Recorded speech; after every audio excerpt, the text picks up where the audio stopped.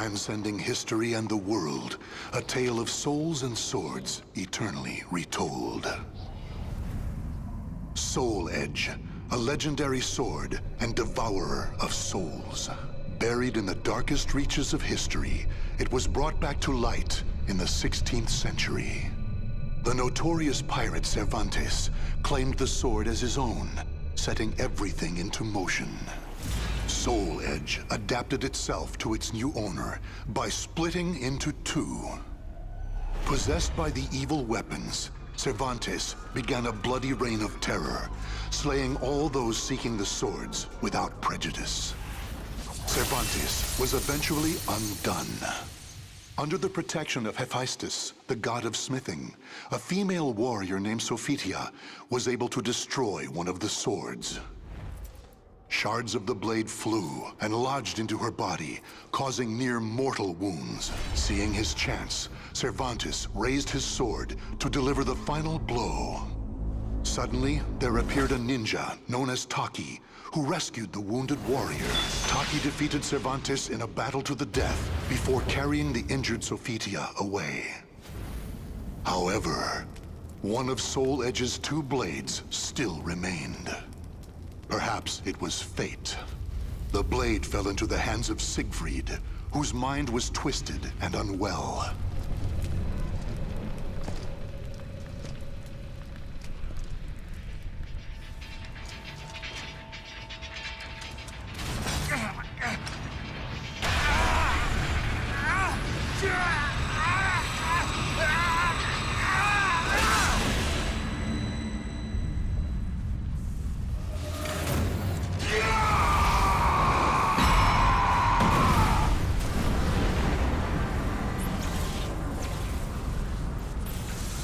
A pillar of light pierced the heavens, the product of rampant evil, the evil seed.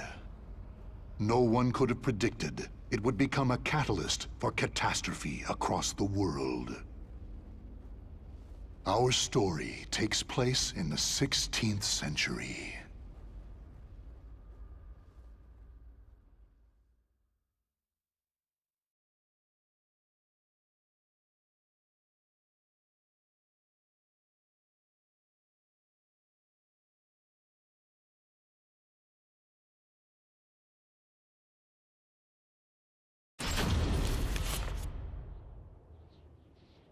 A tragedy befell this place. Lingshansu Temple was a famous martial arts school in the far reaches of China. It was there Killick learned to master the staff after he was abandoned as a child. Killick ate and slept with the other students and began his training at a young age. Despite this, he established a family-like bond with just one other student, Shang Len, a young girl who was like an elder sister to him. Dedicated to the way of the sword, she looked after Killick as if they were siblings. So close was their bond that when one felt happy or sad, the other would feel the same. Together they studied and grew as warriors.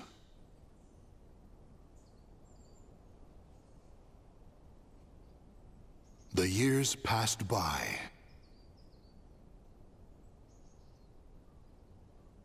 Killick's skill earned him a place as a teacher, an honorable position for one so young. Throughout the ages, Lingshansu Temple had kept hold of the three sacred treasures, Krita Yuga, Dvapara Yuga, and Kali Yuga.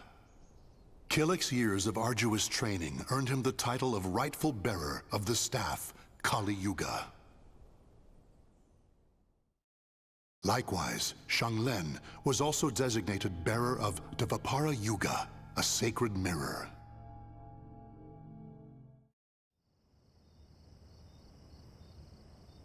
Our story begins on the night before the ritual for passing the treasures on to their new masters. Shang Len, can I ask you something? Sure. How come you were chosen to bear Dvapara Yuga?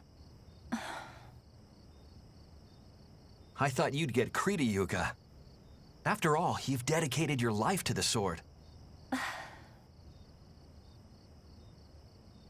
Killick, this is not easy for me to talk about, but I'm going to try. The Krita Yuga, it's no longer at Ling Shangsu. The sword has been gone for more than a decade. All that's left is the Kali Yuga and the Dvapara Yuga. Really? Surprised? Well, there's more. The one who stole the Krita Yuga was none other than my father. That's why I don't have the right to bear it. If I were to accept the sword, everyone would be up in arms. That's why, even though it was offered to me, I decided to decline.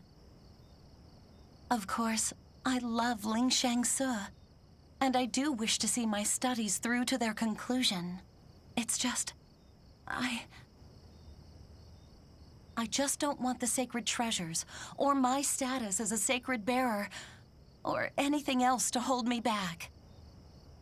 You know what the monks say. Fate is carved with your own hands. When I spoke to them about that, they decided to let me bear Dvapara Yuga instead. Now I can feel proud that I'm a sacred bearer just like you. You know something, Killick? What?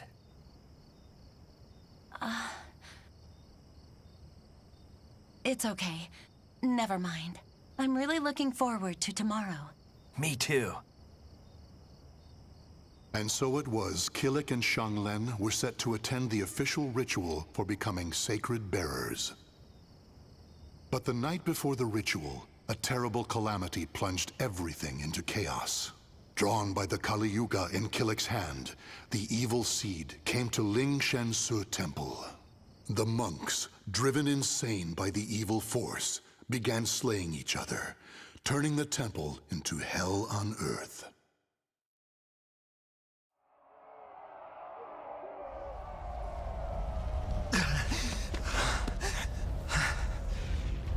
What have I done?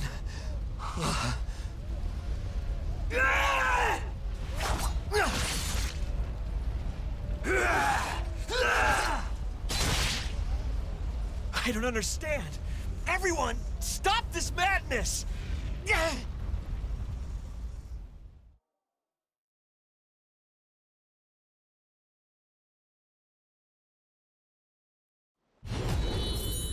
Fight! See!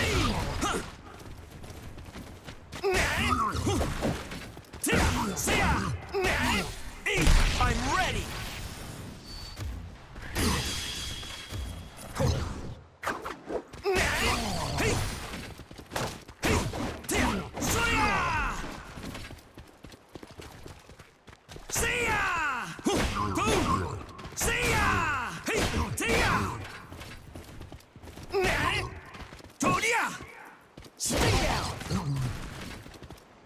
Come on! I'll crush you! Come on! I'll crush you! Gotcha! Now! Come on! I'll crush you!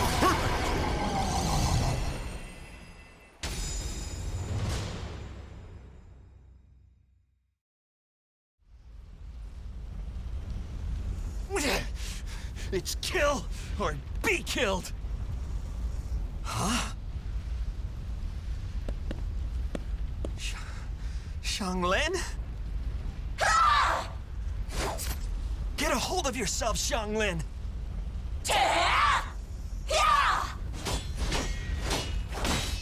Xianglen!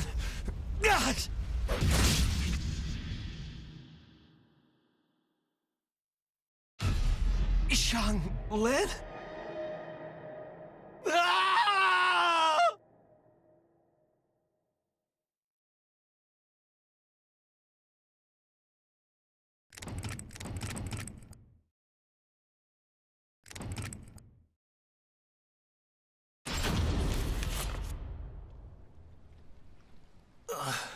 Where am I?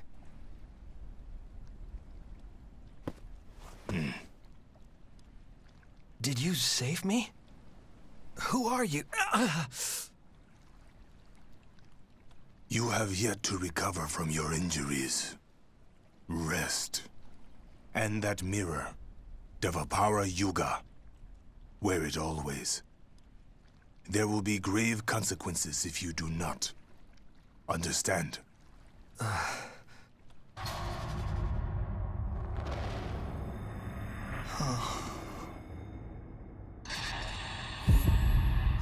Xianglin.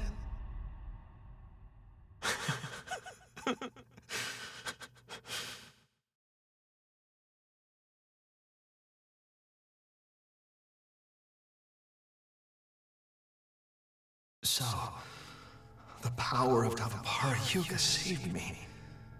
That means Xianglin. She gave it to me. She sacrificed her life for me.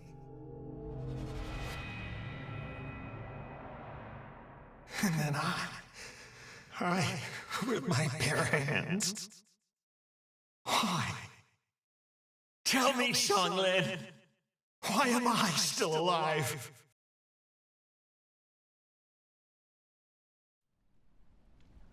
Have you not realized yet?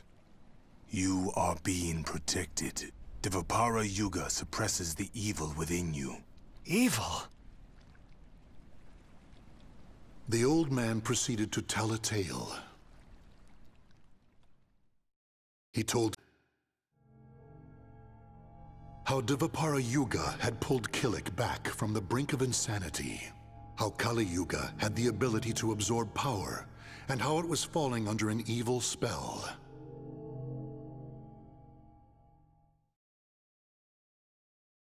And finally, he told Kilik about Soul Edge.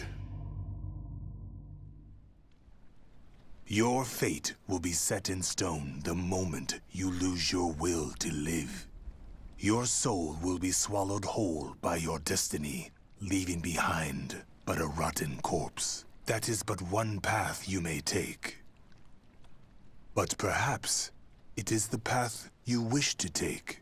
To submit to that evil sword and its wicked power? Is that what you wish? To become a thrall? Do you see?